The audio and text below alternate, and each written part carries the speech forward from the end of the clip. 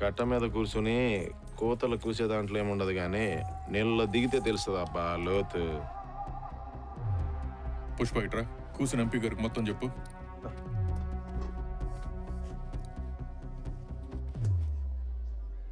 నాకు ఒక్క అవకాశం కానీ ఇల్లు సార్. ఎప్పుడు ఎవడు సున్నంత లాభాలు చూపిస్తాను సార్ నేను. ఏం సార్ ఆలోచిస్తుంటారా? నా ధైర్యం ఏందనేదా? ఇప్పటివరకు నేను దాటిచ్చిన సరుకు దొరికిందేలే, అదే నా పెట్టుబడి. నమ్మండి సార్. 2 టన్నులు ఎక్కువ కమ్ముండటని ఆడెంబడిపోతుంటారు. ఆడొచ్చిన 2 మాసాలకే 2 శవాలు లేచినాయి. పోను ఇంకెన్ని శవాలు లేచి ఉండదో ఓ తూలు ఆలోచించుకోండి స్వామి.